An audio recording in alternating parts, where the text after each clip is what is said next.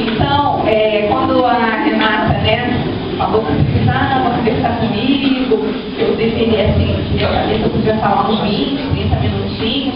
Falei, claro, posso, que dia? Ah, mas é no dia da festa. Aí eu, ai meu Deus, festa, frio na barriga, mas seja o que Deus quiser, né? Então, como é a festa de uma casa espírita, eu comecei a estudar, né, a procurar qual seria, né, as definições, porque quem sabe, né, quem me conhece, quem tem nas minhas palestras, vê sempre que eu venho com as definições de dicionários e outras coisas que eu encontro. Aí comecei a buscar na internet o significado do centro espírita, da casa espírita, e aí eu encontrei assim.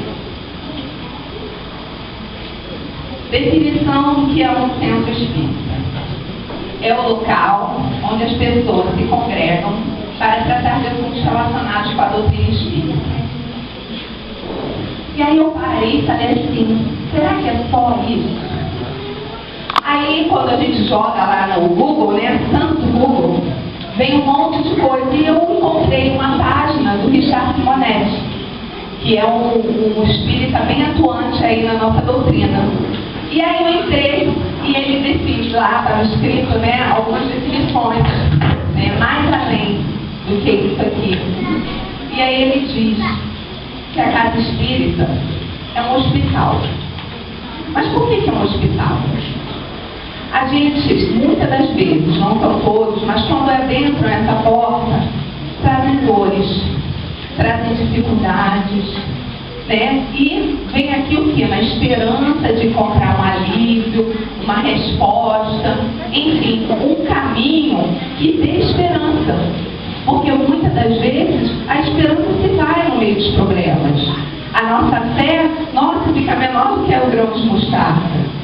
E aí a gente adentra na casa espírita. Aí encontra esse ambiente acolhedor. É acolhedor sim. Sabe por quê? Porque a espiritualidade nos diz que eles vêm preparar o ambiente muito antes da nossa chegada. Então eles propiciam um campo de vibração muito, mas muito acolhedor, capaz de nos ajudar a repor nossas energias. E aí a gente vem aqui, senta, encontra sempre, né, um palestrante, uma palavra, depois tem a aguinha fluidificada.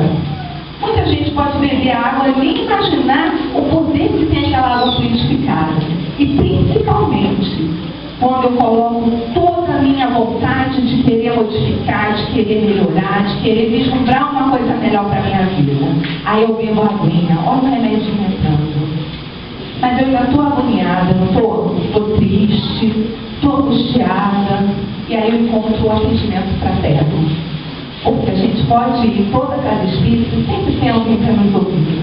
E aquele irmão vai te ouvir, vai te escutar, vai te ajudar dentro do que for possível e vai te dar umas orientações. Aí não, a gente não está tratando com um psicólogo, não é verdade? Só que muitas das vezes a gente precisa de um trabalho mais continuado, né? Sei lá, um caso de dissociação, de um passo de cura, né? E aí a gente procura esse trabalho também aonde? Na casa espírita. Então ela é um hospital, não é verdade? Mas ela trata. E trata somente o quê? O efeito. Porque você entrou com dor, com sofrimento, querendo ajuda. E você está encontrando. Mas você precisa ir mais. Você precisa saber a causa do sofrimento. Porque ela está cuidando do efeito, mas a causa a gente tem que buscar. E aí eu não posso dizer que a casa espírita também é uma escola, porque ela vai te ensinar. Através de toda a codificação, ela vai o quê? Mostrar o porquê nascemos na família X, porquê temos o filhinho Y, porquê que a gente tem que estar naquele trabalho com aquele chefe, porquê que a gente tem que aguentar aquele vizinho. Aguentar não, compreender. A gente aprende isso também. Então, vocês concordam comigo? Hospital e escola?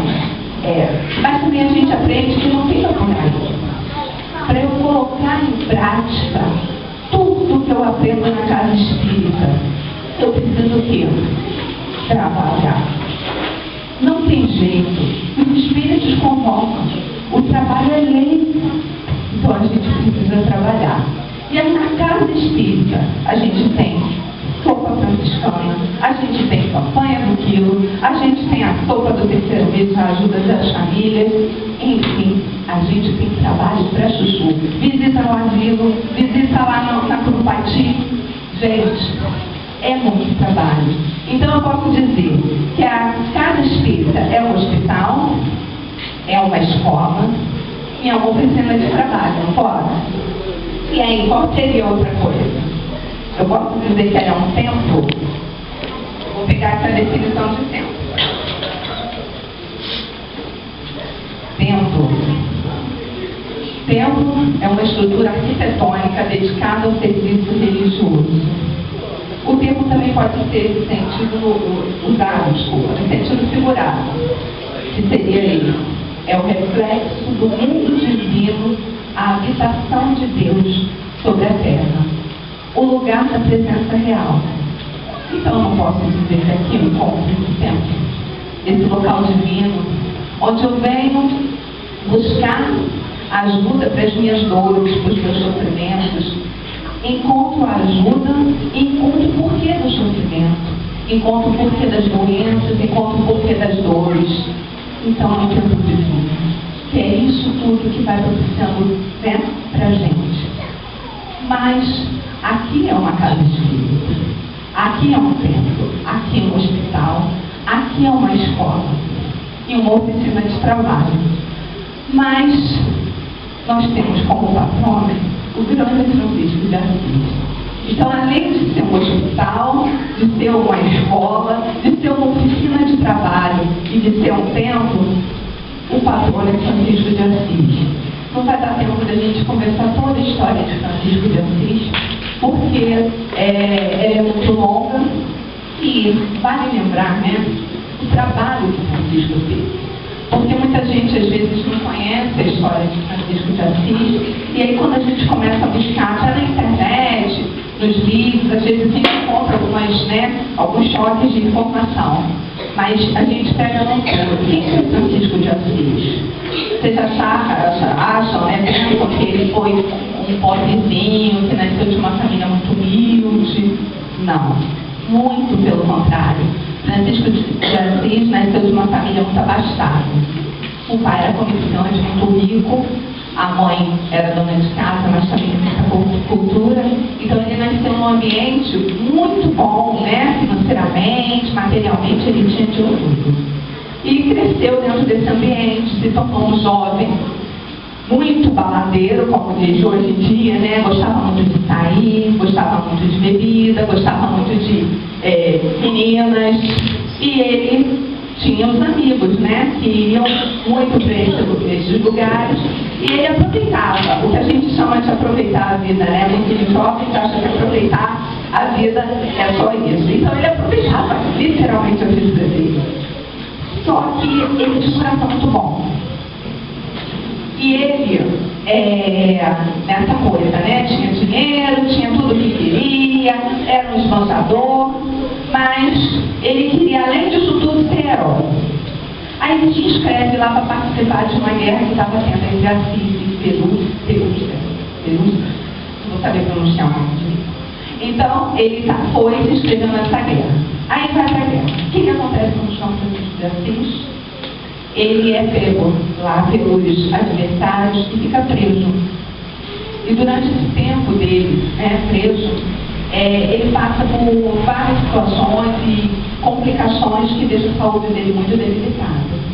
E aí ele começa a refletir sobre sua vida, e aí ele começa a ouvir suas intuições, ele tinha muitos sonhos, e aí ele começa a modificar.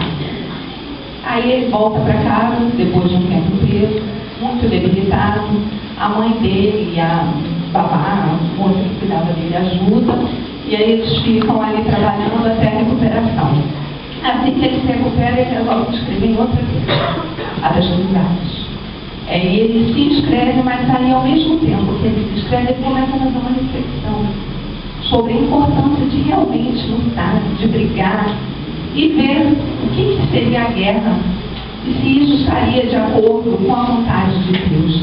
Então ele sente isso dentro dele. Ele começa a fazer o quê? Reflexões sobre a vida dele e se isso valeria muito a pena.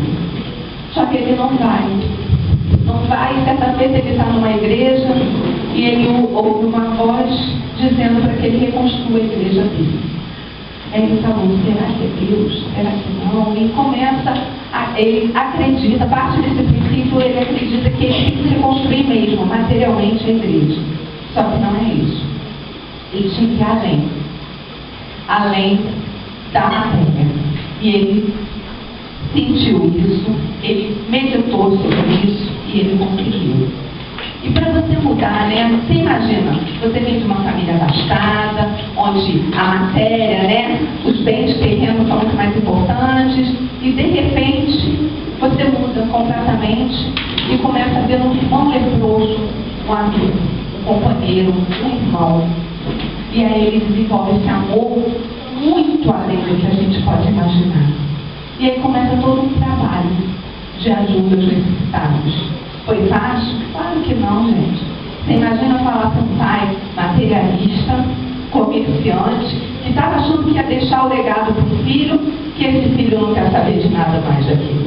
Muito pelo contrário, quer doar para os pobres. Então ele teve que enfrentar a fúria do pai. E ele enfrentou gravemente. Ficou no meio da praça. E começou a seguir o caminho dele. O caminho não fácil, mas que tinha por base a caridade, a compreensão, o amor. E foi trabalhando. Foi admirando cada vez mais a natureza, as coisas divinas. E está aí o legado dele, quando a gente vai buscar.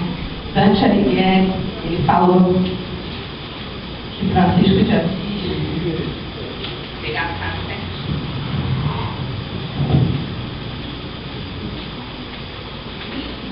Foi a luz que brilhou sobre o mundo. Então, gente, para a gente, né, fechar todo esse raciocínio, nós estamos tendo uma oportunidade muito grande. Nós estamos dentro de uma casa espírita, que é um hospital, que é uma escola, que é uma oficina de trabalho no tempo religioso. Nós temos um exemplo, não só de Francisco de Assis, a gente falou dele porque é o patrono da nossa casa, mas de tantos outros espíritos nos deixaram. Por quê? Porque eles ouviram a voz que falava mais forte dentro deles, né? E seguiu a lei do amor, da caridade, enfim, encontrar a felicidade. Então, que a gente possa aproveitar a oportunidade que nós estamos tendo de estar dentro desse ambiente, de estar recebendo todo esse conhecimento para trabalhar esse amor que a gente um dia vai chegar lá. Então, que a gente possa trabalhar, que a gente possa estudar mais. Mas não é só vir aqui estudar o Evangelho, o Livro dos Espíritos e tantos outros. Que a gente possa meditar e trazer esse conhecimento para o nosso dia a dia. No sentido de compreender mais, de amar mais, de ter mais paciência, porque às vezes é difícil. Mas você imagina para Francisco, quanto foi difícil derrubar tudo, deixar tudo para trás. Deixar uma vida tão fácil, a princípio, né, gente? Não é muito fácil, para enfrentar o mundo, enfrentar tantas dores, tantos sofrimentos, para levar o amor, para ensinar a caridade. E ele deixou exemplo. Então, que a gente não fique só no estudo, que a gente não fique só na teoria, que a gente consiga partir para a prática, porque é ela que vai fazer o nosso diferencial, é ela que vai ser o nosso legado.